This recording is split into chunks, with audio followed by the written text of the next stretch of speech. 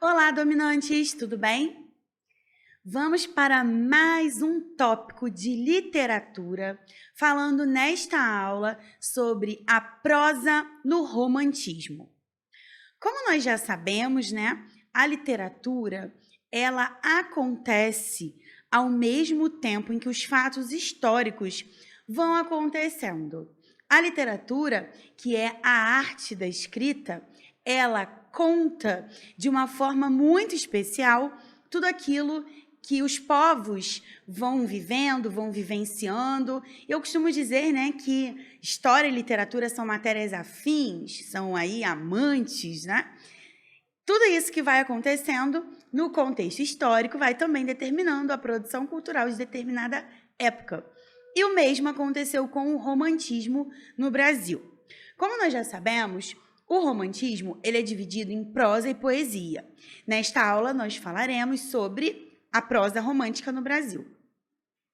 Primeiramente, é importante compreender que o progresso da prosa romântica aqui no Brasil, ele é simultâneo ao crescimento da nossa imprensa, que foi inserida em 1808, né? Como nós sabemos, a família real, ao chegar ao Brasil, com a corte, trouxe uma série de inovações, coisas que até então não havia aqui no nosso país, né? E isso se deu por necessidade, porque para que as pessoas de maior poder aquisitivo se instalassem aqui no nosso país, era necessário imprensa, até mesmo para que os decretos reais eles fossem, né, emitidos à população, às bibliotecas, o avanço, né, do número de escolas. Lembrando que não foi porque eles eram maravilhosos e muito legais e preocupados, mas por conta da necessidade daquelas pessoas que estavam vindo para cá naquele momento. Com o crescimento da imprensa após a chegada da família real, formou-se um público leitor que incentivou uma grande quantidade de divulgações em folhetins, um molde que proporcionou o aparecimento e o crescimento da prosa romântica, que junto à poesia criou toda a formação literária romântica. Uma coisa que é muito interessante nós falarmos. O folhetim, ele também conhecido como romance de folhetim, ele consistia em fragmentos de textos que eram publicados diariamente nos jornais. Sendo assim, muitos autores, ao fim das suas obras, eles reuniam e publicavam os seus livros. Porém, uma coisa muito interessante é dizer que os folhetins, eles deram origem às novelas como nós conhecemos. Muita gente acha que as novelas de cavalaria, elas deram origem às novelas televisivas, mas não. As novelas televisivas, elas foram originadas a partir dessa ideia de folhetim, de um pedacinho de história publicado ao dia. Sendo assim, nós temos por características o romance romântico, até mais do que as poesias, ele queria atender e contestar as indagações a respeito da personalidade nacional. Pensem comigo, a família real estava chegando aqui ao Brasil em 1808, e aí nós tivemos, né, a independência, nós tivemos posteriormente vários processos de início de uma tentativa de identificação nacional, porque até então toda a nossa literatura ela era extremamente eurocêntrica, ela era muito voltada para a produção europeia. Se nós pararmos para pensar, né, o próprio quinhentismo, ele é muito baseado nas grandes navegações, nas conquistas portuguesas. O barroco ele tem grande influência espanhola, o arcadismo tem grande influência francesa, o próprio romantismo ele tem grande influência alemã, inglesa. Porém, como cada povo, cada nação desenrolava a literatura de acordo com o seu contexto histórico, produzia de acordo com os seus próprios acontecimentos, o mesmo ocorreu aqui no Brasil. O contexto era um contexto de busca pela identidade nacional. Então, a prosa romântica, ela tinha o objetivo de redescobrir o país. Qual é a nossa identidade? Quem nós somos? Voltando e reconhecendo todos os lugares que o constituíam. não só celebrando um aspecto nacional, como, por exemplo, a poesia fazia. Então, a prosa romântica buscava também esse reconhecimento do quem nós somos, o que nós podemos produzir, o que nós temos de história. O sentimentalismo, isso aí é muito importante de ser dito, gente. Isso aí é uma palavra-chave do romantismo. O sentimentalismo também era evidente, pois toda a prosa romântica tem relatos de amor que tentam desfazer obstáculos, né? O resgate pelo amor verdadeiro, né? Acabando na morte ou no casamento. Essa concepção de amor que desfaz obstáculos retrata o pensamento de que o amor é uma maneira especial das personagens se regenerarem. Então, há muitas histórias que falam sobre o resgate pelo amor, o casamento como resposta para a resolução dos conflitos, a morte como uma forma também de você se conectar com Deus, se reconectar com o divino e resolver aquela mazela quando a pessoa ela não tem uma redenção em vida. Então, o romantismo ele tinha todo esse sentimentalismo, essa questão do amor ideal, o amor idealizado e também esse viés ideológico aí, como eu já falei anteriormente, né, de resgate da cultura nacional, uma cultura que anteriormente não foi valorizada, não foi enaltecida. Sendo assim, também é importante nós ressaltarmos os tipos de romance. Aqui no Brasil, nós tivemos, numa divisão meio abrangente, 4 movimentos aqui dentro da prosa romântica, 4 modelos de romance. O romance histórico, o romance indianista, o romance urbano e o romance regional. O primeiro deles, o romance histórico, como o próprio nome diz, ele carrega a imagem de hábitos de um período passado, sendo uma narrativa que diversas vezes mescla realidade e ficção. Então, fatos já ocorridos, eles são anunciados, contextualizando-se a todo um enredo de amor, de aventura, com esse plano de fundo que é a história. Na maioria das vezes, algum fato conhecido. Exemplo, A Guerra dos Mascates e As Minas de Prata, que são 2 romances do José de Alencar. Romance indianista é um dos mais famosos dentro do romantismo aqui no Brasil, né? Como o próprio nome já diz, a gente pensa em quê? Índio. O índio, nesse momento, ele foi enaltecido nesse resgate, né? Vamos colocar assim, né?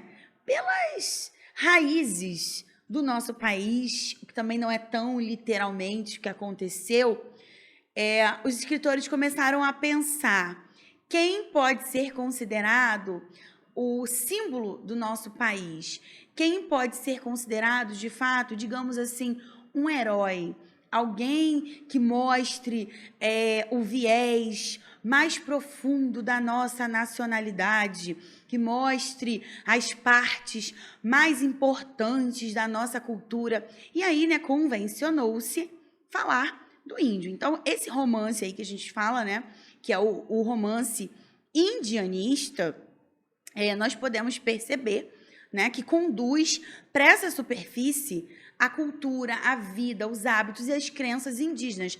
É a tentativa de um resgate, né? O índio ele aparece como herói, retratando o Brasil e o seu povo, sendo corajoso, idealizado. Essa palavra aqui também é muito interessante, também é uma modalizadora muito importante, idealizado. Não necessariamente o índio era tudo aquilo que era retratado, né? Foi um ideal nessa tentativa de resgate. E forte.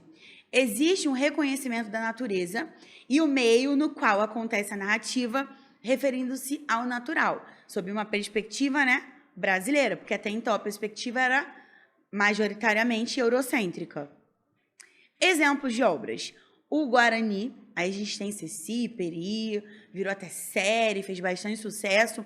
Iracema. Iracema também é uma obra muito famosa, de José de Alencar, a Virgem dos Lábios de Mel. No Ceará, há até uma praia com esse nome, né, Iracema, que tem uma estátua linda dela, com uma dedicatória de Alencar. O Birajara, são 3 obras muito famosas, né, indianistas, de José de Alencar. Romance urbano. Junto ao indianista, foi o mais famoso. Com certeza vocês vão reconhecer várias obras. Os romances urbanos, eles são os mais conhecidos. Em sua maioria, esse modelo no romantismo, ele relata um fato que normalmente acontecia nas altas sociedades. Coisa importante do romantismo.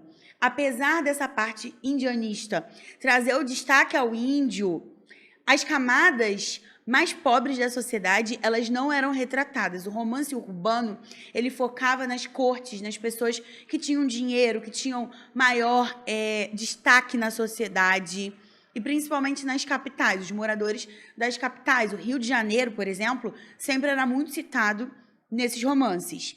Atuava como análise aos hábitos, expondo a sociedade e as ambições dessa em certo período. Então, assim, tinha alguma coisa de casamento por interesse? Tinha, mas no final a idealização vencia.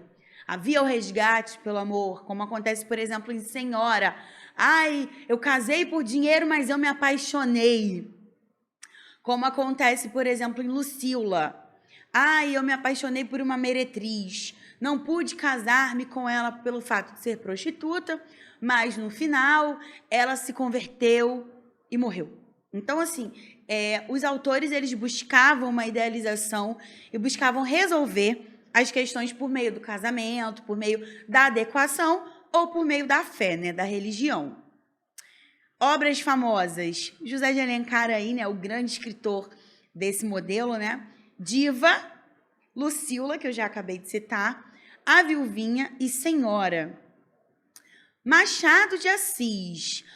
A maior parte da obra de Machado de Assis, e até a parte que tem melhor qualidade, segundo os críticos, está no realismo. Porém, Machado de Assis, ele começou a escrever ainda no romantismo. No seu período romântico, ele escreveu suas primeiras obras, Helena, e aí a Garcia, e A Mão e a Luva. Joaquim Manuel de Macedo, A Moreninha, uma obra muito famosa também, que já virou série, que conta, né, a história da jovem e bela Carolina, que residia em Paquetá, né, que é uma ilha que fica no Rio de Janeiro, e eles fizeram uma aposta e acabaram se apaixonando, né, e descobriram depois que era um amor de infância. Então, é uma história bem bonita, mas é um clichê do romantismo, gente. Manuel Antônio de Almeida. Esse nome aqui ele é muito importante, porque o Manuel Antônio de Almeida, ele já é considerado um escritor de transição. Ele já é considerado um escritor que aborda algumas questões pertinentes ao realismo. Então, o Manuel Antônio de Almeida, ele não é considerado um escritor puramente romântico, mas ele já é considerado aí com um pezinho no realismo, porque como eu falei anteriormente, os escritores, né, eles abordavam os heróis, as mocinhas, o amor idealizado e a nata da sociedade, as pessoas com maior poder aquisitivo. O Manuel Antônio de Almeida, não. No seu livro mais famoso, Memórias de um Sargento de Milícias, ele conduz as suas personagens para uma superfície de hábitos, né, da periferia. Então, nós temos pessoas pobres, nós temos a própria personagem principal, que é, né, o sargento de milícias, e ele vem de uma família pobre de imigrantes portugueses, foi criado pelo seu padrinho. Ele é um anti-herói, ele deu alguns golpes para conseguir ter uma posição social melhor. Com o passar do tempo é que ele foi se acertando aí, né? É até considerado um livro do gênero picaresco, né? Um pícaro, uma pessoa que busca tirar vantagens acima dos outros, que é um modelo semelhante ao malandro, né? Como se diria, né, na literatura e cultura brasileiras. Ok? Já o romance regionalista, ele acontece no meio rural, como o seu nome já adianta, né? Expondo valores, costumes e cultura própria de uma determinada região.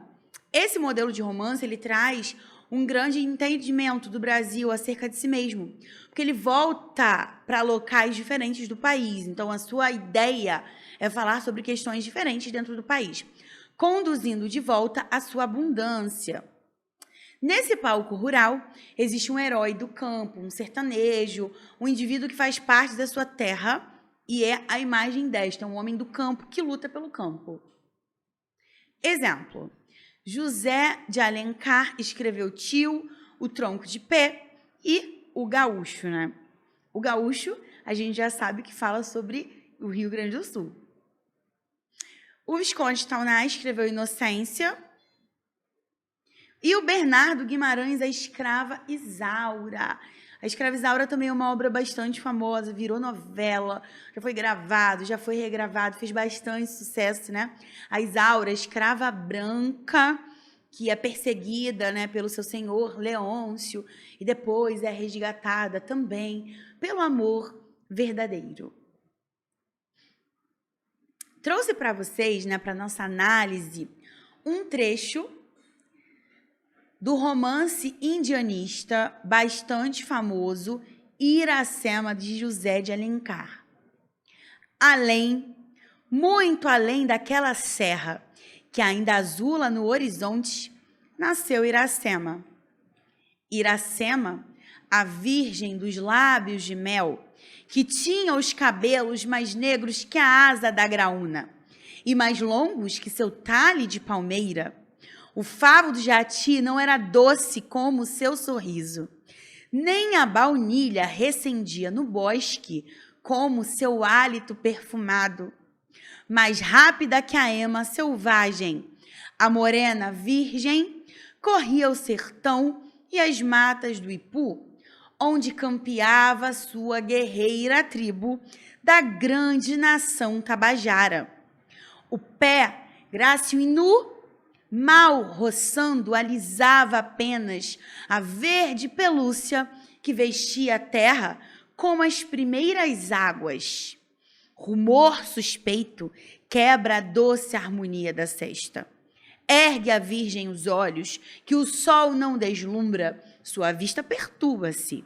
Foi rápido como o olhar, o gesto de Iracema. A flecha embebida no arco partiu. Gotas de sangue borbulham na face do desconhecido. O sentimento que ele pôs nos olhos e no rosto, não o sei eu. Porém, a virgem lançou de si o arco e a uiracaba e correu para o guerreiro, sentida da mágoa que causara. Então, aqui percebam que nós temos, né, a idealização dessa mulher, dessa índia, fala da sua tribo, a grande nação tabajara, e descreve as características da Iracema, né, valorizando muito os cabelos mais negros que a asa da graúna, mais longos que seu talhe de palmeira, virgem dos lábios de mel. Então, há toda uma adjetivação, uma idealização dessa mulher, dessa índia e desse amor. Nós temos aqui, para finalizar este tópico, a imagem, né? Uma das imagens mais conhecidas da Iracema, a Virgem dos Lábios de Mel, à beira do mar. Eu espero que vocês tenham compreendido que a prosa romântica, ela teve algumas nuances no que diz respeito à história, ao romance urbano, ao romance indianista, mas, em suma, havia uma grande exaltação das qualidades do amor e do resgate da pessoa por meio dele. Ótimo estudo a todos vocês e até a próxima!